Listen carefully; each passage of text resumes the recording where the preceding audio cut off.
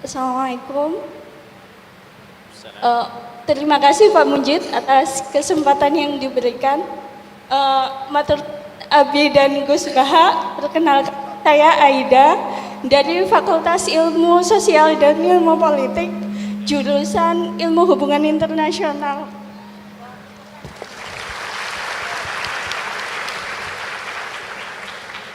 Tadi saya tertarik sekali dengan pemaparan Abi tentang merawat ukhuwah kebangsaan saat ini.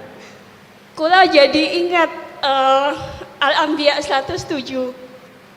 Bismillahirrahmanirrahim. Wa ma arsalnaka illa rahmatan lil alamin. Mohon tips saking Abi dan Gus Baha, gimana kami mahasiswa yang masih keroco mumet dan sering hilang kendali saat menghadapi teman-teman yang ngeyel dan tidak bisa didebat untuk tetap merawat ukhuwah dan tidak kehilangan kepala, setidaknya ngoten. Matur suwun, mohon dijawab masing-masing Abi dan Gus Baha. Mungkin nanti ada tambahan juga dari Prof. Ova, inggih monggo. Terima kasih. Wassalamualaikum warahmatullahi wabarakatuh. Waalaikumsalam warahmatullahi. Aida dari Hubungan Internasional. Ya, terima kasih, pertanyaan yang sangat bagus.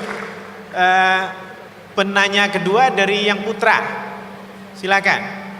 Yang atas ada mikrofon nggak kalau ke atas? Ada ya? Ya, yang atas depan silakan. Sebutkan namanya dan dari prodi, dari fakultas mana?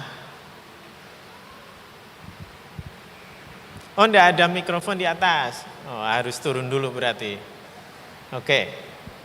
Sementara itu mungkin ada Bapak Ibu dosen yang nanti mau menyampaikan pertanyaan. Nah, satu Bapak dosen di sebelah kiri. Nanti kita tunggu yang dari mahasiswa putra dulu.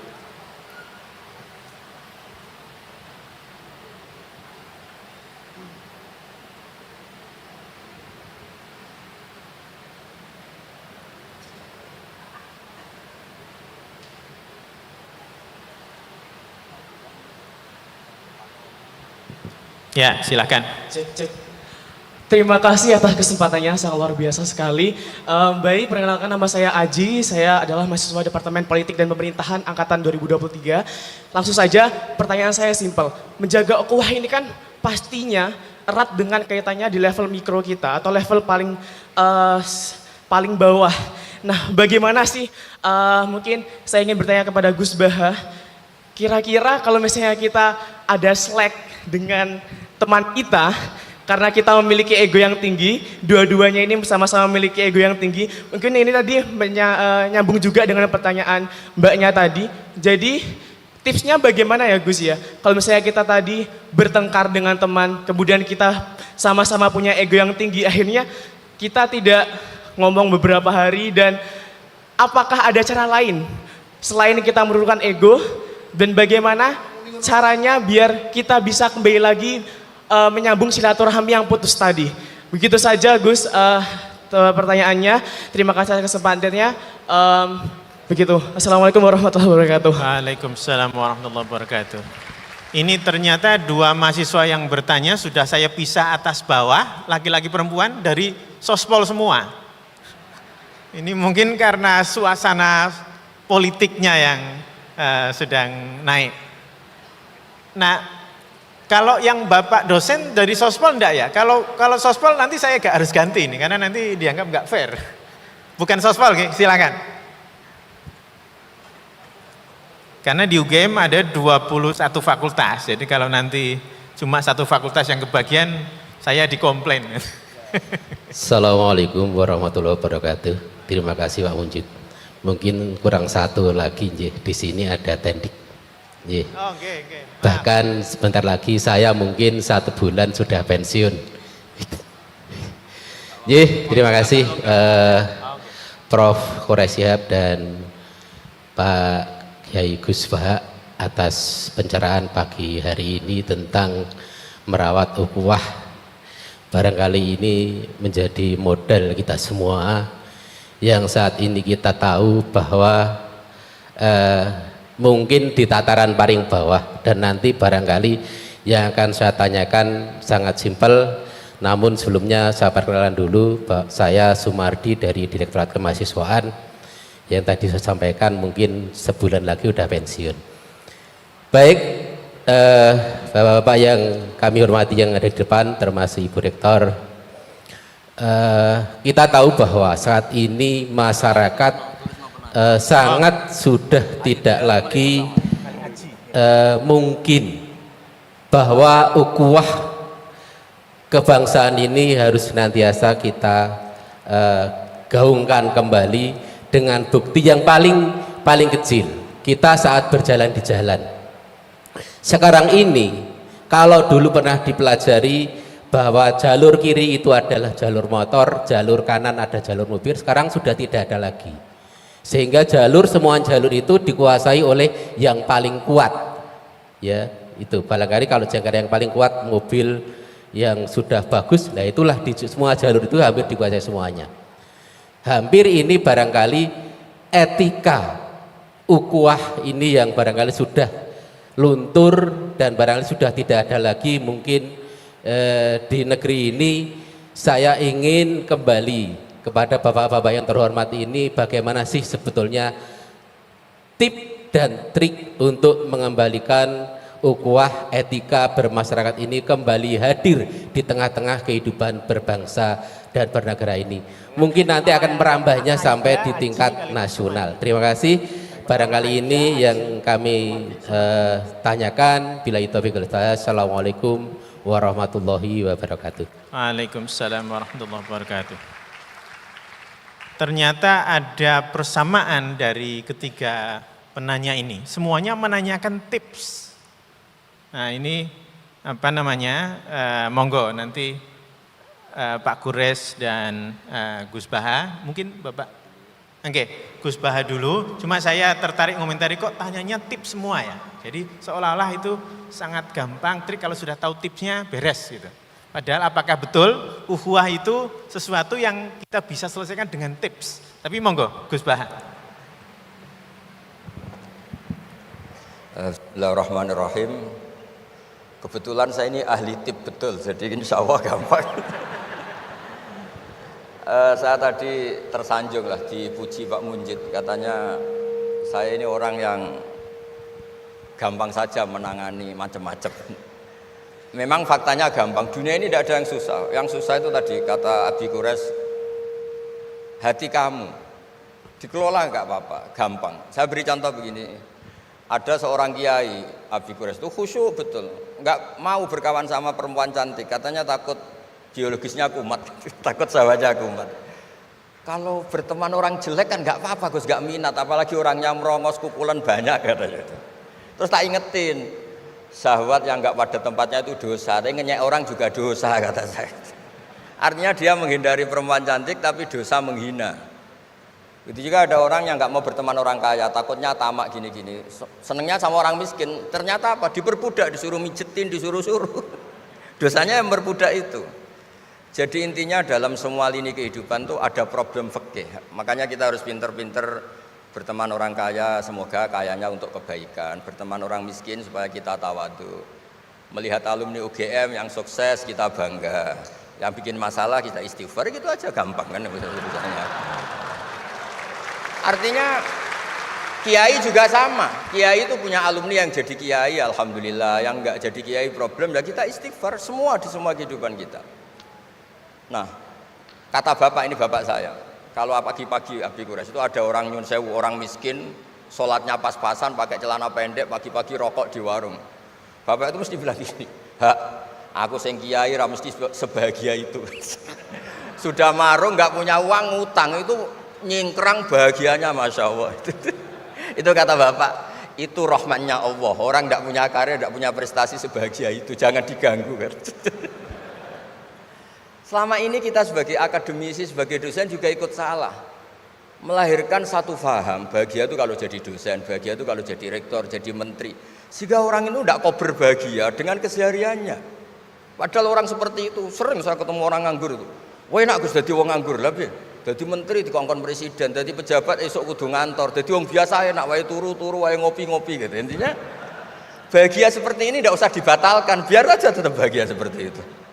Karena kalau kamu jadi dosen, nyanyi Anda di UGM juga kamu nggak mau.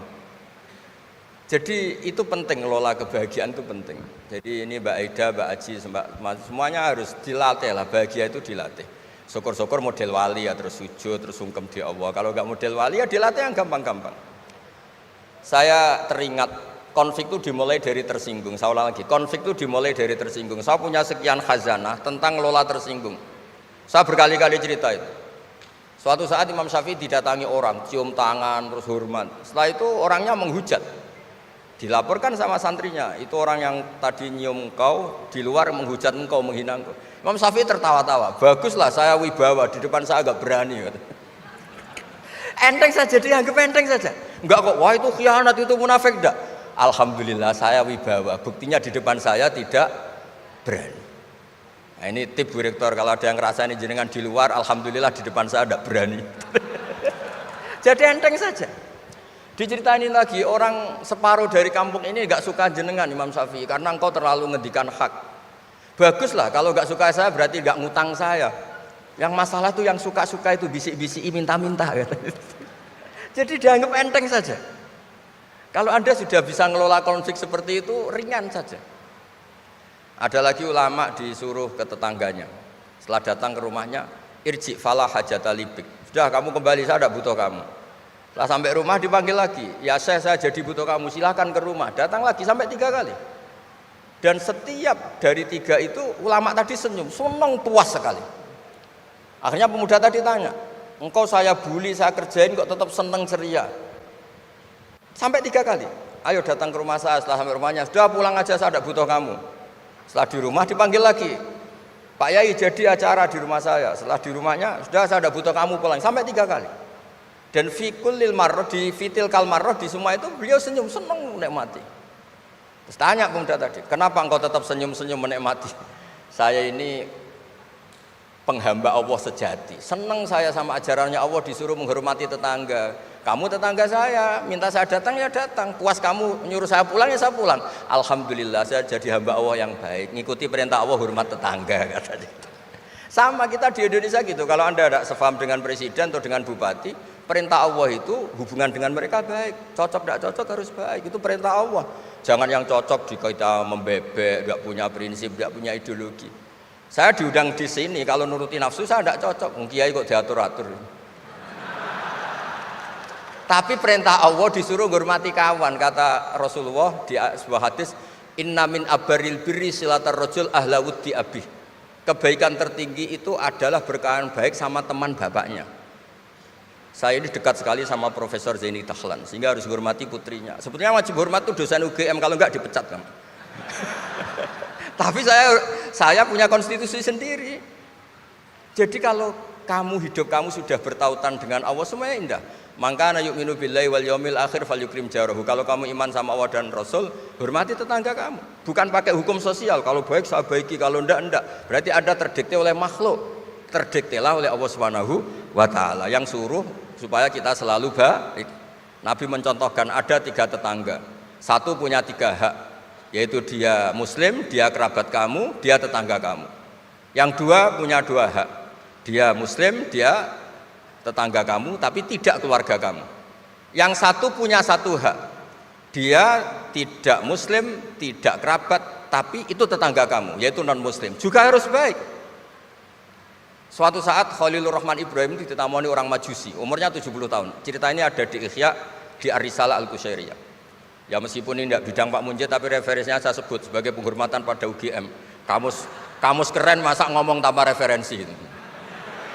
Nah, itu nanti ini pasar gelap kata beliau. Kalau ada kiai yang referensinya tidak banyak, kata beliau pasar gelap katanya. Saya minta makan kali ini saja. Kata Khalilur Rahman Ibrahim, hatta tuslima, kamu harus Islam dulu. Terus orang ini putus asa. Wallah itu sudah pulang. Setelah sekian meter sama Nabi Ibrahim, sama Allah, Nabi Ibrahim dikasih wahyu. Ya Ibrahim, kamu tidak mau ngasih makan orang itu meskipun hanya 1 hari. Tidak, karena dia masih kafir, non muslim. Ut'imuhu ala kufri sab'ina sanatan. Itu orang sudah umur 70 tahun, tidak pernah kelaparan. Sayang Tuhan saja ngasih makan, kamu manusia tidak mau. Jadi. Terus dipanggil akhirnya, ya Majusi sini, tak kasih makan. Kenapa kamu rubah? Ditegur sama Tuhan, karena kata Tuhan, saya yang Tuhan saja, yang dikafiri dia tak kasih makan, kok kamu manusia kok ribet. Akhirnya dikasih makan. Jadi contoh-contoh muamalah kebangsaan, beda agama itu cukup, referensi kita cukup. Yang enggak cukup adalah pikiran kita yang sempit, itu masalahnya, pikiran kita. Wong Islam itu kepenak, enak betul. Saya punya saudara, punya keluarga, saya tadi cerita Pak Kures. Wah itu haternya banyaknya bukan. Tapi bilang ke saya, "Dah Gus, kita sama-sama wali. Syaratnya wali itu hanya 2. Dicintai banyak orang atau dihujat banyak orang. Kalau dihujat banyak orang itu ngilangi dosa kan. Islam itu enak, dicintai orang ya ibadah, dirasani orang ngilangi apa? Dosa. Maka kamu jadi dosa. Tenang saja. Kalau mahasiswa senang energi kebaikan, kalau tidak senang ngurangi dosa, kan enak kan? Monggo jenengan milih mana? Milih banyak pecinta apa banyak yang membenci. Tapi apapun itu terus kembali ke Pak Kores tadi. Yang semuanya dari semua itu adalah Allah Subhanahu wa taala. Kalau kamu nyari ridhonya Allah, enteng semua kan? Sudah enteng betul. Menyabari orang yang menyinggung itu ya ibadah. La taghdab faradda miraran faqala la taghdab. Tersinggung enggak marah itu ibadah. Wal kadhiminal ghaidh. Jadi itulah yang harus kita latih, saya itu sering ijtihad ya, bukan dengan makna yang mutlak ijtihad biasa. Saya ini termasuk kiai yang susah diundang. Saya datang ke sini bukan sebagai UGM, Bu Ova itu putra dari Profesor Zaini. Jadi jangan GR Pak Munjid kalau saya diundang UGM terus Pak Jumawa undang, biasa aja. Biasanya bukan karena meremehkan UGM, enggak. Memang ada aturannya. Kiai itu kan ya jaga hatinya. Jangan-jangan diundang UGM mari takabur. Kan ya kita mikir. Kalau nggak mau jangan-jangan takabur, diundang kok nggak mau kan ya mikir. Ini cerita Pak Kores, ini kisah nyata. Saya tuh pernah diterima kasih kiai kecil. Gus matur nuwun Gus jenengan nggak datang kan? Oh iya. Kalau di dunia kiai itu kiai kecil kan diundang acara-acara kecil. Ya kira-kira salam tempel erong atau sewu lah kira-kira gitu. Gara-gara saya tidak datang dia lakon itu ya lakon dia yang disalami template, yang dicium. Oh itu kalau jenengan datang saya mahjub, saya itu gak kanggo gitu. Jadi dianggap uang 200.000 itu dari saya. Ternyata menghadiri acara kecil itu tidak solusi juga. Kalau kita kiai besar datang ke acara kecil, ini namanya menghentikan rezekinya yang kecil. Itu ibarat toko besar dekat kelontong kecil gitu. Tapi kalau tidak datang, sombong betul setelah kiai besar diundang yang kecil gak mau. Nah itu namanya istihad. Istihad itu satu pemikiran yang tadi yang diceritakan Mas Haji tadi. Mau tidak mau kita secara sosial itu berdebat. Sebaiknya kita ini merakyat apa enggak? Kalau merakyat dengan tema-tema rakyat, urusannya makan, mungkin kita tidak jadi negara maju. Tapi kalau terlalu tema-tema besar, jangan-jangan lupa ngasih makan. Ya sudah, itu istihad. Ini yang terakhir saya cerita perbedaan pendapat. Dulu Al Haris Al Muhasibi itu pernah punya ide. Ini temannya Imam Ahmad, temannya Imam Syafi'i. Ya Imam Ahmad saya mau ngarang buku tentang menolak faham-faham Mu'tazilah, faham-faham yang nggak benar. Menurut Anda gimana? Jawabannya lucu. Jangan katanya. Kenapa? Sebelum Anda membantah mereka, meluruskan mereka, pasti Anda cerita argumentasi mereka. Ketika cerita argumentasi mereka, jangan-jangan mereka lebih tertarik argumentasinya Mu'tazilah daripada argumentasi Anda. Berarti Anda ikut menyebarkan kebid'ahan itu. Terus oh iya. Nah ini mohon maaf ini mahasiswa UGM yang masih muda-muda ini. Misalnya rektorat bikin pengumuman. Nyun sewu ada gambar yang seronok, yang menarik. Terus ditulisi gini, jangan lihat ini bahaya misalnya. Orang lihat tulisan jangannya apa ngelihat gambarnya? Nah, tidak semua kebaikan disebarkan itu baik karena ini ada hitung-hitungannya. Saya sebagai ulama ahli sunnah misalnya, tahu madzhab Mu'tazilah, tahu madzhab yang lain-lain itu dari cerita ulama itu. Jangan-jangan ketika kita cerita bahaya NKRI misalnya, kita ini mencintai RRI justru karena baca buku bahaya NKRI dalam ambang apa. Setelah baca terus tahu ekstremis, tahu ini itu, malah benci NKRI. Padahal kita ngarangnya demi persatuan NKRI, tapi kita tahu problemnya dari nulis. Nah itu hal-hal yang memang dalam istihad, dalam pemikiran itu, makanya saya hanya cerita yang ada di kitab karena ini keahlian yang memang saya diundang di sini, jadi saya profesional saja. Jadi di bab-bab seperti itu tuh memang kita pasti gamang. Berteman orang kecil katanya merakyat, ternyata memperbudak. Enak kan Anda misalnya Pak Munjid berteman kampungnya di Kebumen, dosen UGM tinggal nyuruh minta mijitin. Kalau berteman rektor disuruh-suruh kan. Nah ternyata tidak merakyat. Senang berteman orang bisa disuruh, gak siap berteman atasnya. Lah gak mau berteman atasnya katanya merakyat, ternyata karena hasud, karena gak jelas semua, hidup ini gak jelas. Yang jelas hanya Allah Subhanahu wa taala. Makanya menurut ilmu tasawuf itu qulillah tsumadarhum fi khawdi ma'labun, sudahlah kembali ke Allah. Berteman orang kecil ya karena perintah Allah. Kalau karena perintah Allah pasti inginnya ikram, memuliakan. Berteman orang besar juga karena perintah Allah supaya ada hasud, supaya Indonesia ada chaos. Kayak tadi yang didawuhkan Pak Quraisy, la imamun khusyum khairun min fitnatin tadum. Imam yang dengan arti salah itu masih lebih baik ketimbang chaos. Karena kalau chaos lebih gak kebayang. Ya apapun itu cukuplah khazanah-khazanah Islam untuk mendidik kita sebagai orang yang menjaga kebinekaan, menjaga ukhuwah. Ya, terima kasih. Oke. Ini apa namanya indahnya kita mendengarkan urian-urian Gus Baha. Nah dalam kaitan itu tadi ketika saya bikin metafora harimau Al-Quran, itu sebetulnya saya juga agak sengaja ini kalau salah ditegur apa enggak. Ternyata memang salah. Jadi dengan dengan itu saya jadi tahu. Saya terus terang sejak mahasiswa dulu itu kalau kuliah itu mengambil posisi yang beda dengan dosennya. Kalau dosennya menjelaskan A itu pasti benar, saya akan mencoba untuk melihat kalau ternyata salah bagaimana. Supaya saya bisa mendapatkan penjelasan yang lebih argumentatif. Nah, jadi terima kasih untuk teguran. Yang namanya santri ditegur kiai itu sudah senangnya minta ampun. Barokahnya itu luar biasa. Maksud saya harimau itu otoritas yang selalu diakui. Bahkan dehemnya harimau saja kan orang sudah. Pak Parip itu kalau nelpon orang baru dehem itu yang ditelepon itu langsung nggih. Nah dalam kaitan itu Pak Quraisy, saya juga menambahi pertanyaan para mahasiswa tadi. Justru kalau ukhuwah itu diartikan dengan persamaan, seringkali orang bertengkar karena mereka sama-sama Indonesia, tapi yang satu miskin, satu kaya.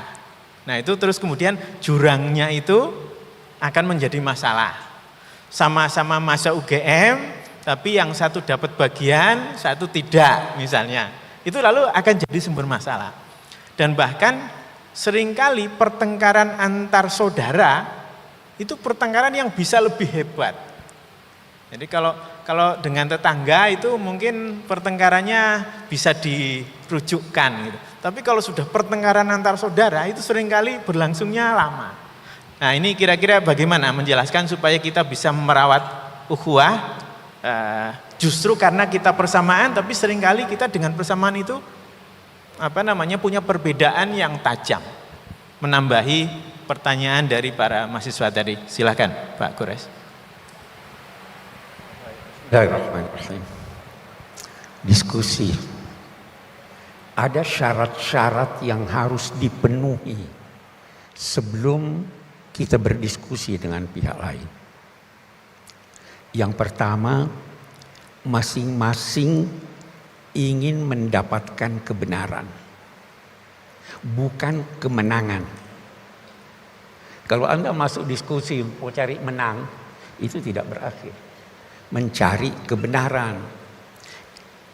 Karena kita ingin mencari kebenaran, maka siapapun yang menemukannya dan menyampaikannya kepada kita, pasti kita akan terima dengan legowo. Itu satu. Saya kembali lagi nanti. Yang kedua, karena Anda ingin mencari kebenaran, jangan lagi berdiskusi menyangkut kebenaran yang Anda sudah yakini menghadapi orang yang telah meyakini kebenaran yang lain yang berbeda dengan Anda. Itu tidak akan ketemu itu. Kalau dalam agama, jangan berdiskusi tentang akidah. Akidah itu keyakinan. Agama lain punya akidahnya. Mau diskusi? Tidak. Kalau mau cari kebenaran, oke. Itu satu. Ada nasihat singkat Imam Syafi'i. Beliau berkata, saya tidak berdiskusi dengan seseorang kecuali saya tidak peduli siapa yang mengemukakan kebenaran itu. Apakah dia atau saya. Dan beliau lanjutkan, jangan berdiskusi dengan siapapun yang Anda dapat kalahkan argumentasinya tapi tidak dapat kalahkan kepala batunya. Ya, kepala batu. Tidak mau ini, tidak usah diskusi. Habis waktu Anda. Jadi saya kira itu pilih-pilihlah. Kita diskusi, cari kebenaran dan sebagainya. Itu satu yang saya ingin kemukakan dalam konteks ini. Iya.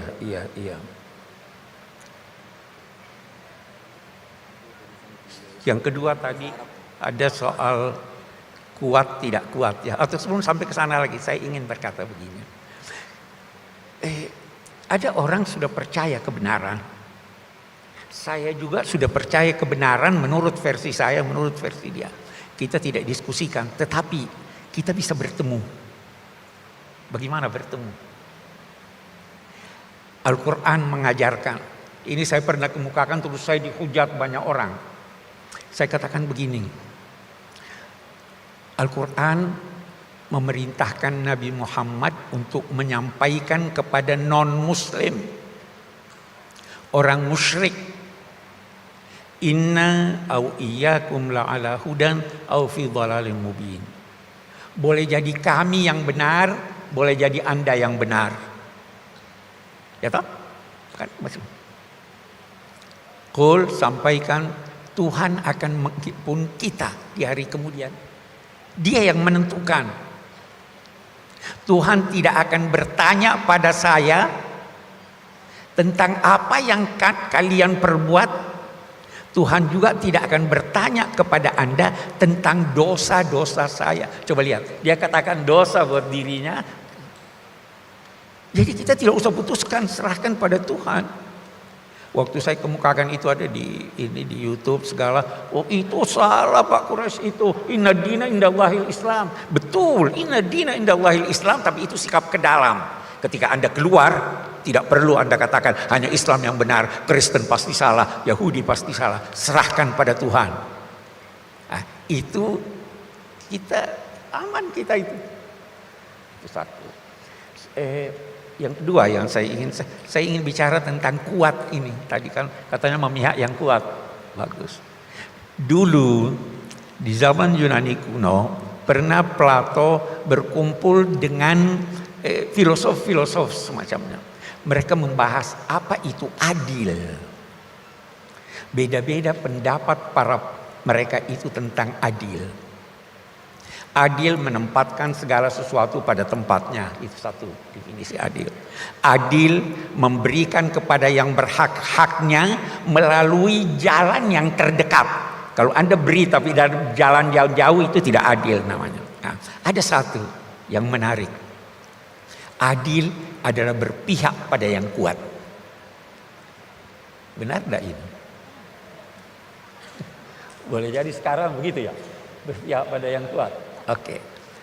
Sayyidina Abu Bakar radhiyallahu anhu waktu menjadi khalifah, beliau berpidato singkat. Salah satu ucapannya, yang kuat di sisi kamu lemah menurut pandanganku sampai saya mengambil hak orang lain yang ada di tangannya. Yang lemah di sisi kamu kuat di sisi saya sampai saya kembalikan kepadanya haknya. Jadi kalau mau artikan memihak kepada yang kuat, itulah penafsiran yang sesungguhnya. Kuat di sisi orang tapi di sisi kita. Nah, sekarang ini terkadang tidak seperti itu kan. Yang kuat dan sebagainya. Nah, itu bukan keadilan. Dan ada bedanya keadilan dalam sidang-sidang sengketa dengan keadilan sosial. Keadilan dalam sidang sengketa, mata harus tertutup. Tapi keadilan di bidang sosial, mata harus terbuka melihat siapa yang butuh untuk dibantu, apa yang dan sebagainya. Itu keadilan. Tetapi apa ini idealisme? Lahir lagi diskusi. Apa cendekiawan perlu berpolitik? Saya dengan adik saya, Alwi, sering diskusi. Dia dulu politisi. Saya tidak pernah berpolitik praktis. Saya berkata pada dia, bedanya ilmuwan dengan politisi itu ada beberapa. Yang pertama, ilmuwan boleh salah tapi tidak boleh bohong. Politisi boleh bohong, tidak boleh salah. Ya kan? Politisi setiap saat berpotensi dapat lawan. Ilmuwan setiap saat berpotensi dapat teman. Mau pilih yang mana? Nah, silahkan. Politisi berkesempatan untuk meraih keuntungan materi yang banyak. Ilmuwan belum tentu. Jadi beda. Nah, karena itu sekali lagi saya teringat pernah dibahas oleh Socrates dan Plato, ilmuwan itu boleh berpolitik atau tidak? Beda pendapat. Nah, kembali kepada arti politik. Kembali kepada arti siasat. Kalau karena itu dalam disiplin ilmu agama Islam, ilmu yang membahas tentang politik itu dinamai siasah syar'iyah, politik keagamaan, karena ada politik yang tidak direstui oleh agama sehingga itu tidak dibahas. Politik keagamaan, siasah syariah. Yang terakhir yang saya ingin jawab soal ini saya kira fungsi kita sebagai ilmuwan. Perubahan tidak mungkin terjadi kalau hanya penguasanya yang berubah. Pengalaman kita begitu. Perubahan hanya terjadi menurut Al-Quran kalau apa yang dalam pikiran dan hati berubah. Innallaha la yughayyiru ma biqaumin hatta yughayyiru ma bi anfusihim. Allah tidak mengubah keadaan suatu masyarakat sampai mereka mengubah apa yang ada dalam dirinya. Allah mengubah yang di luar. Tapi perubahan yang di luar itu lahir dari perubahan apa yang ada dalam diri manusia. Apa yang ada dalam diri manusia itu nilai-nilai yang dia anut. Kalau nilainya tidak berubah masyarakat. Masih nilai ekonomi yang kita mau bahas dengan cara-cara yang tidak dibenarkan, tidak berubah masyarakat kita. Masih nilai lama yang sudah ketinggalan mau dipertahankan, tidak berubah masyarakat kita. Itu ada di dalam diri. Tekad yang kuat. Kalau Anda tidak punya tekad, tidak berubah. Mungkin kalau Anda menilai bahwa kita ini sudah berapa kali ganti dari Orde Lama ke Orde Baru, ke reformasi dan lain, belum juga terasa perubahan itu, masalahnya karena kita tidak berubah. Dari sini peranan perguruan tinggi, peranan ilmuwan, peranan mahasiswa, tularkan kebaikan itu kepada orang lain. Mulai dari seorang diri. Tidak usah muluk-muluk mau mulai. Salurkan arus kebaikan itu kepada orang lain, kepada teman Anda. Nabi-nabi itu mulai dari satu orang. Tidak usah dulu bercita-cita. Mari kita, tetangga kita, saudara kita, mari kita berubah nilai-nilai itu akan terjadi perubahan. Tidak, tanpa itu beginilah keadaan bangsa-bangsa, beginilah keadaan umat. Itu saya kira jawaban yang dapat saya berikan. Terima kasih. Terima kasih Pak Gores Shihab. Ibu Ova mau menambahkan? Baik. Kita masih punya waktu Jadi termin kedua saya buka. Silakan. Tapi karena tadi sudah 2 sospol, kalau yang dari sospol untuk sementara ditunda sampai pengajian tahun depan. Oke, yang perempuan di sebelah sana satu, ya, yang kerudung hitam. Kemudian yang di belakang putra satu, dan kemudian bapak yang di depan satu. Jadi 3 penanya dulu. Silahkan disebutkan namanya, kemudian dari prodi fakultas apa, dan langsung pada pertanyaannya.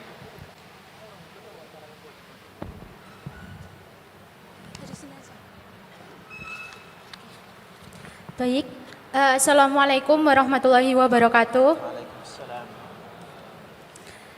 Ngapunten Prof.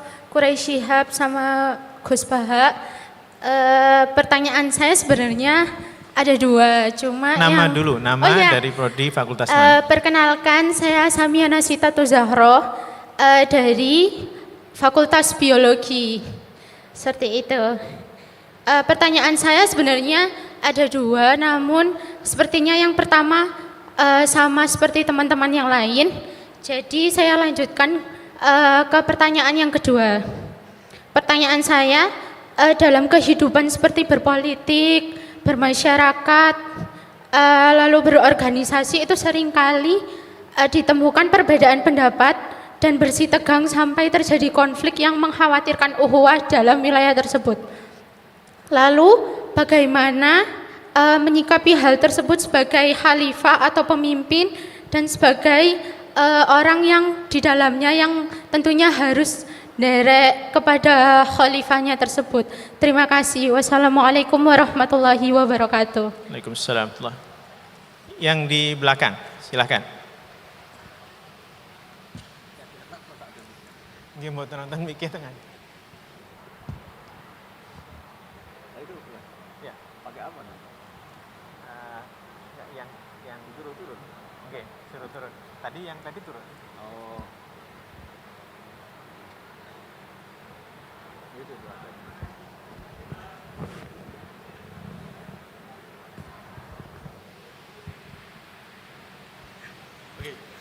Matur nuwun.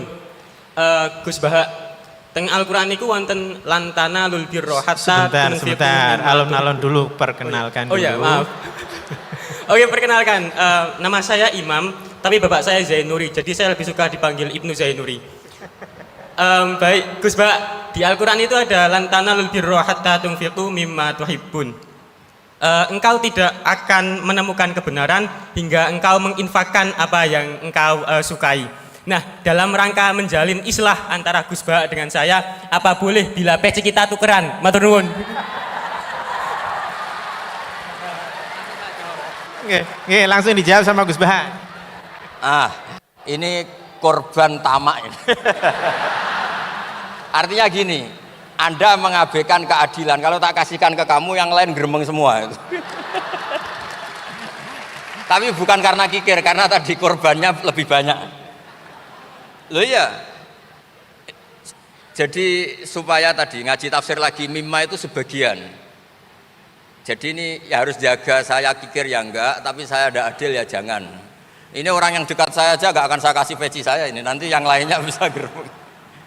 Ya udah cukup itu. Dan sampean juga enggak nanya dulu apa peci itu termasuk yang sangat beliau cintai. Jadi kalau enggak kan ya enggak ada risiko apa-apa. Baik, penanya berikutnya.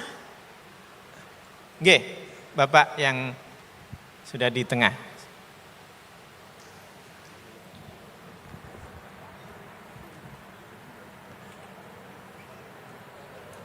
Sudah, tes. Bismillahirrahmanirrahim. Assalamualaikum warahmatullahi wabarakatuh. Perkenalkan, nama saya Muhammad Amalia Sumbada dari Ekonomi Vokasi. Seperti masnya tadi, karena bapak saya Suprapto, saya lebih suka dipanggil Mik Suprapto. Ini saya tulis di depan. Yang pertama sebelumnya saya kepada Prof. Quraisy Shihab, saya mohon maaf dulu, mumpung kesempatan bisa meminta maaf. Karena zaman dulu saya masih kuliah, masih suka ngaji yang rodo-rodo ekstrim itu, ketika melihat Pak Quraisy Shihab di TV itu saya sok ngerasani, kok gini tolin nafsir kayak gitu. Jadi mohon maaf lahir batin ya Pak Quraisy. Mumpung ada kesempatan. Baik, saya ingin menyampaikan terkait ukhuwah.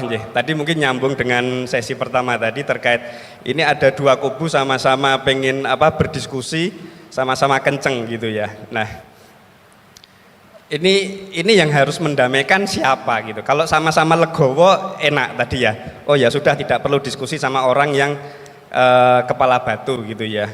Terus kalau misalnya di levelnya UGM ini, kebetulan alhamdulillah Bu Rektor, Bu Ova hadir di sini. Jadi misalnya ada polemik di UGM, yang tendik bilang oh dosen tuh begini, yang dosen bilang tendik tuh begini, yang mahasiswa nyalah ke dosennya, dosen tuh begini, yang dosennya nyalah ke. Nah ini kan ada pimpinan di atas untuk bisa mendamaikan, karena hadir di sini. Nah yang jadi pertanyaan saya, menjadi kekhawatiran itu ketika di ranah dakwah, apakah umat ini memang ini ujiannya umat untuk melihat para alim ulama ini saling serang. Jadi misalnya kalau kita belajar distribusi normal itu kan pasti ada 10% ekstrim kanan, 10% ekstrim kiri. Yang tengah-tengah itu biasanya ikut-ikutan aja. Konteks misalnya di masjid, ada ulama yang ekstrim kanan itu selalu sholat itu harus jamaah, harus di masjid, harus tepat waktu dan sebagainya. Yang tidak itu salah, dan merasa punya kewajiban untuk membenarkan. Nah sedangkan ada ulama-ulama yang kebetulan Gus Bah kemarin saya nderek di Watu Congol sebentar sekali, Gus Bah ngajinya di Gus Ali, alhamdulillah di sini kepanggih lagi. Itu Gus Ali itu tipe-tipe ulama yang ngopeni jamaah. Ya yang penting sholat, ora iso saiki ya kodok kan gitu, ya engko dirapel. Nah siapa yang berkepentingan untuk atau punya kewenangan untuk memahamkan dua kubu ulama ini, untuk memahamkan bahwa jenengan ini porsinya sini, jenengan ini porsinya sini, nggak usah saling serang. Nah kita ini kan jamaah hanya nonton, bingung. Kesannya itu kita ikut di sini disalahkan sana, kita ikut yang sana disalahkan yang sini. Nah ini kira-kira harus tugasnya siapa untuk memahamkan para alim ulama ini bahwa beliau-beliau ini punya porsinya masing-masing, tidak perlu mengikuti ranahnya yang berbeda. Mungkin itu saja, matur nuwun. Assalamualaikum warahmatullahi wabarakatuh. Waalaikumsalam. Kalau pakai logikanya Gus Bah, bingung itu perlu disyukuri.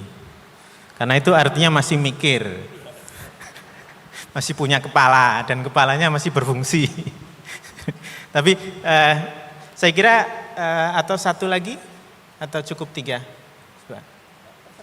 Oke, saya kira bisa satu lagi, karena tadi pertanyaan yang pertama mirip dengan yang sebelumnya. Yang mahasiswa putra yang di belakang, yang sebelah kiri.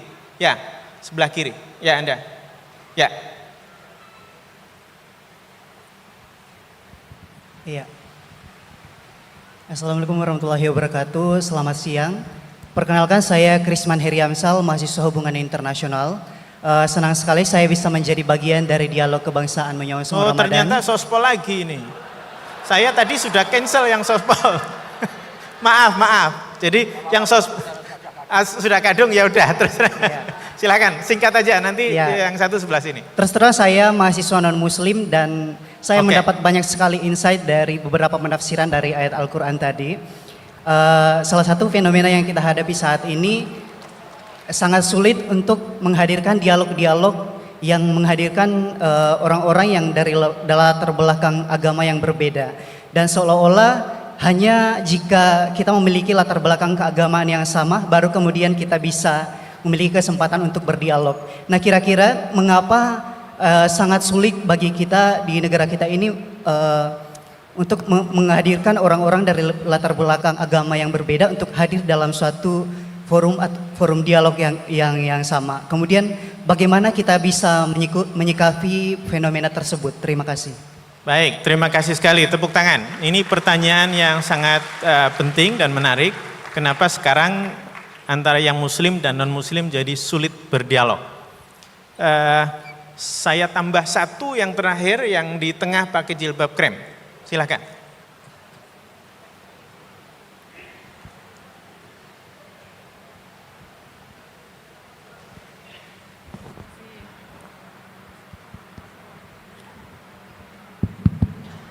Assalamualaikum warahmatullahi wabarakatuh. Saya sudah mengangkat tangan 3 kali tadi Bapak Munjid. Perkenalkan, saya Faiz, gitu. Gus Baha, saya dari Pamutan Rembang. Ibu saya keponakannya Mbah Yusuf, Mbah Muhaidah. Ya, Gus Baha, alhamdulillah bisa bertemu Gus Baha di sini. Senang bertemu Prof. Quraisy Shihab. Pertanyaan saya, apabila ada pemimpin muslim yang mohon maaf secara kinerja dia kurang baik, kemudian pemimpin non muslim secara kinerja sangat baik. Ini sebagai kami orang Islam memilih yang muslim atau yang non muslim untuk menjadi kepala daerah misalnya. Atau bagaimana jika pemimpinnya perempuan? Meskipun saat ini sudah ada Prof. Ova di sini, juga Bu Mega, begitu. Kemudian termasuk ketika kami di UGM ada rekrutmen dosen baru, kira-kira mana yang bisa kami pilih apabila nilainya berdekatan begitu. Itu pertanyaan dari saya. Saya baru perkenalannya di belakang Bapak Mujid, saya dari Forum Silaturahmi Nahdlatul Ulama, saya juga pengajar di pengelolaan arsip rekaman informasi di BSMB Sekolah Vokasi sama dengan Gus Prapto. Mohon maaf. Assalamualaikum warahmatullahi wabarakatuh. Waalaikumsalam warahmatullahi wabarakatuh. Terima kasih banyak untuk pertanyaan-pertanyaannya. Ya, silahkan Gus Baha untuk menanggapi. Yang muda-muda dulu. Nanti Pak Kores mentok. Bismillahirrahmanirrahim. Tadi yang dari Magelang ya, yang tetangganya Gus Ali tadi balik, yang minta maaf sama Pak Kures. Saya mewakili beliau sudah dimaafkan. Karena saya tahu kalau tradisi orang alim, tradisi kiai itu memaafkan itu ibadah, jadi enteng saja. Apalagi pas Anda ngerasain itu nggak ditulis kok diaras karena nggak ngefek. Terus saya ngapresiasi pertanyaan dari mahasiswa non-muslim tadi. Sebetulnya ketika negara ini berdiri itu ya dialek semua antar umat beragama. Sehingga diputuskan yang penting itu berketuhanan. Maka yang ditolak oleh konstitusi kita adalah ateisme, komunisme. Saya membayangkan misalnya punya anak perempuan, diajak orang yang tidak beragama di tengah hutan misalnya. Bunuh ya tidak takut Tuhan, merkosa tidak takut Tuhan, salah etika ya tidak takut Tuhan. Bandingkan kalau diajak yang beragama, pasti masih ada rambu-rambu, ada ini itu. Sehingga memang masalah betul ketika orang tidak berketuhanan itu. Jadi saya ingatkan Mas tadi, siapa tadi namanya? Yang non Irman Syah, yang non muslim tadi itu. Siapa? Namanya siapa? Siapa? Kurang jelas. Siapa namanya? Krisna. Krisman. Oke, namanya Krisman. Jadi Mas Krisman ya, kalau dibilang nggak pernah ada dialog dulu ketika negara ini berdiri, itu semua tokoh agama bersepakat. Termasuk saat itu ya ada Perindo, selain ada NU ada Perindo. Itu yang ditentang itu adalah ateisme, karena kalau orang tidak bertuhan itu ngerinya itu ya tadi misalnya kita punya anak perempuan atau punya keluarga, diajak orang yang tidak beragama, misalnya berzina ya tidak takut dosa, merkosa ya gak takut, bunuh ya gak takut, karena gak punya Tuhan. Mungkin takutnya sama polisi ya kalau ketahuan, kalau enggak. Tapi kalau orang bertuhan ini sistem kesalehannya, sistem kebaikannya ini berlipat-lipat. Takut hukuman Tuhan, takut sosial, takut ini itulah, sehingga kita bersepakat berketuhanan. Lalu kedua, ada beberapa kejadian nyata Di beberapa negara yang fahamnya itu tidak bertuhan, itu bekas kondom atau bekas apa dipakai lagi, didaur ulang. Bahkan tinja yang bisa dikelola jadi bahan makanan. Kalau yang beragama tidak, termasuk mungkin di ilmu medis ini tidak wilayah saya, tapi saya cerita mungkin masalah-masalah kayak ya apa hal-hal yang menurut kita dilarang, menurut agama mereka enteng saja. Misalnya bikin cadangan-cadangan organ tubuh dan sebagainya. Kalau beragama itu masih enak, aturannya jelas. Kalau nggak beragama itu repot. Sehingga saya cerita sedikit lagi-lagi karena kadung dipuji ahli Quran Pak Kures sama saya. Saya cerita. Dulu ketika Rasulullah itu sugeng masih hidup, itu ada kekuatan politik. Satu Romawi bertuhan, yang satu Persia tidak bertuhan, tidak berkitab suci. Ketika Romawi kalah, itu Rasulullah itu susahnya bukan main, karena yang masih mentautkan diri dengan Tuhan kalah sama yang sudah tidak bertuhan. Dan ketika akhirnya Persia yang kalah, yang menang Romawi, Nabi itu ikut senang karena yang bertuhan mengalahkan yang tidak bertuhan. Kenapa penting bertuhan? Karena bertuhan itu setidaknya punya aturan. Melakukan ini dosa, melakukan ini dosa. Empati sama fakir miskin itu ibadah. Semua agama pasti sama di tema-tema seperti itu. Sehingga berketuhanan ini penting sekali, kata Pak Kures tadi, berketuhanan itu luar biasa. Terus kedua, ini penting juga. Saya mohon-mohonnya, saya pernah juga disowani beberapa tokoh dari Mabes Polri. Saya sering bilang, Indonesia utamanya pejabatnya harus terima kasih sama seluruh rakyat Indonesia, karena itu aset yang sebenarnya Indonesia ya seluruh rakyat Indonesia. Saya cerita satu cerita, ini hadis sahih di Bukhari, nggak bisa dipertentangkan. Ini hadis sahih di Bukhari, di Muslim. Di antara yang diapresiasi Allah itu adalah potensi jahat kita tidak menjadi, tidak kita wujudkan. Kalau seluruh rakyat Indonesia, tidak usah seluruh, 1/4 kita ini maling semua. Itu negara miskin kok, karena biayai kita di penjara 2 tahun, 3 tahun. Separuh kita mentalnya membunuh, habis Indonesia. 1/4 saja, 1/3 saja, 1/8 saja punya mental killer, itu habis Indonesia. Ketika rakyat kita, ketika tetangga kita, masyarakat kita tidak melakukan kejahatan, itu ketertiban yang sejati. Maka semua bentuk ketidakkriminalan yang dilakukan oleh rakyat Indonesia itu awal dari aset bangsa ini. Coba kalau semua orang mencuri, habis negara untuk biayai di penjara. Semua orang kriminal, berkahnya mereka tidak melakukan, Indonesia baik-baik saja. Sebab itu ketika ada sekian kebaikan, Nabi terakhir ngendikan apa? Takufu syarroka anin nas fa innaha shadaqatun minka ala nafsik. Potensi jahat kamu jangan kamu lakukan, itu sudah menolong peradaban. Para gadis tetap gadis karena nggak diperkosa. Orang yang punya kambing satu tetap punya kambing satu karena nggak dicuri. Orang yang berkarir tidak terhenti karena karakternya nggak dibunuh, tidak dihujat, tidak dihentikan, tidak disetop oleh cibiran, oleh bulian.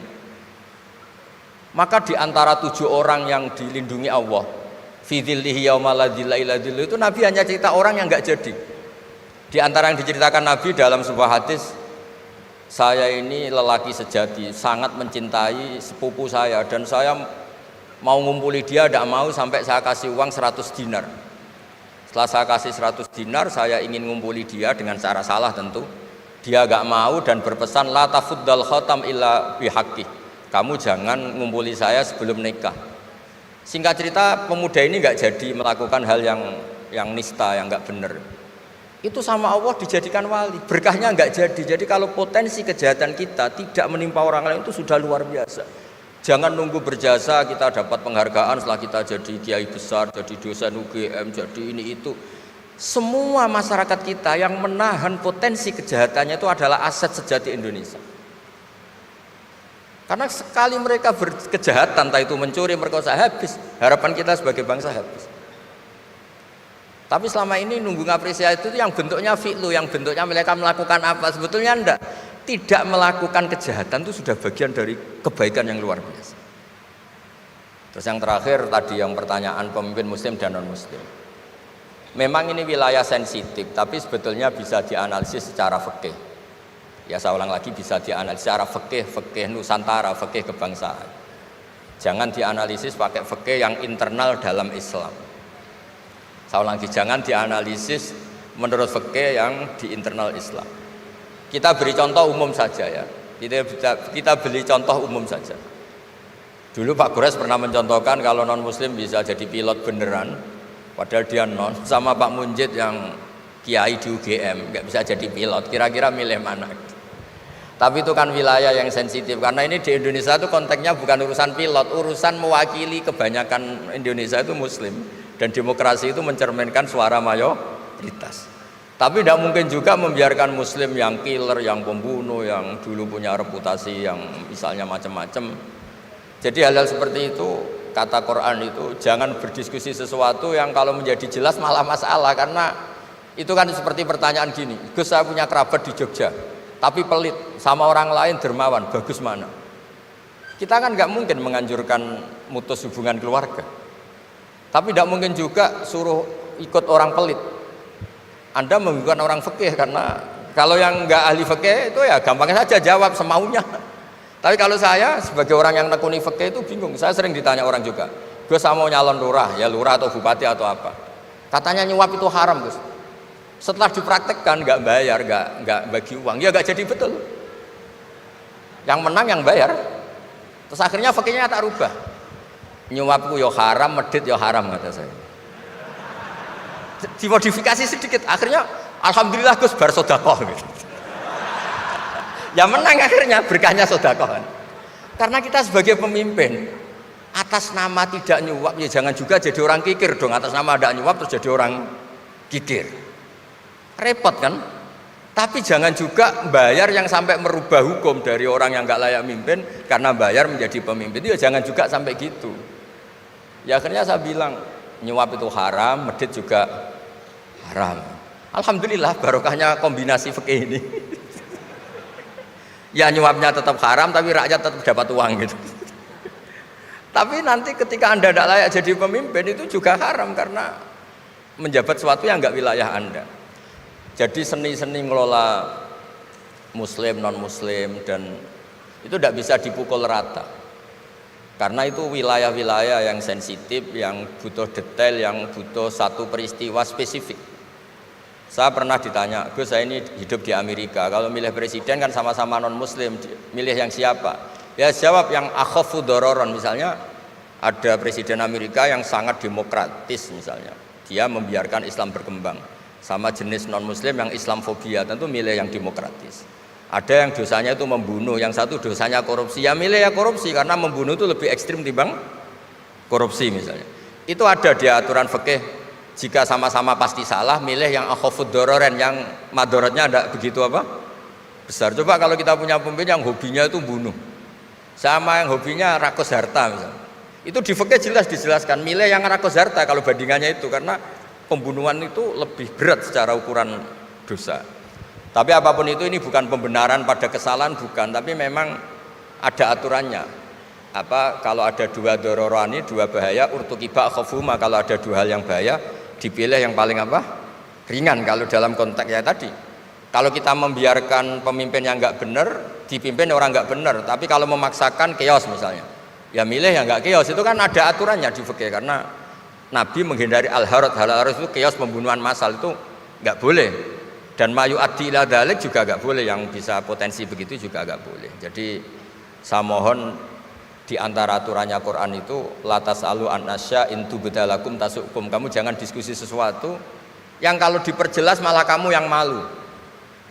Saya biasanya mencontohkan hal-hal yang ringan kayak suami istri. Misalnya Anda tanya sama Pak Munjid, istrinya tanya, Mas apa betul saya ini cinta pertama Anda, bukan alternatif terakhir? Wah itu rata-rata orang nikah itu kan korban alternatif terakhir gitu. Itu kalau ditanya sama-sama konangan itu aslinya itu. Ceweknya juga sama, apa betul Pak Minjit itu cinta pertama pilihan terakhir? Oh saya sering mau nikah ini orang yang saya cintai, tapi takdirnya ini gitu. Itu kan orang dibilang takdir itu kan ya tersinggung gitu. Jadi banyak hal yang kalau didiskusikan itu masalah-masalah. Latas alu an asya intu bedalakum tasukum, kamu jangan tanya atau diskusi sesuatu yang kalau diperjelas itu malah masalah. Jadi itu etika ya, etika dalam diskusi juga jangan memicu lagi. Saya kira demikian, nanti ditambahi oleh Abi Profesor Gores. Monggo.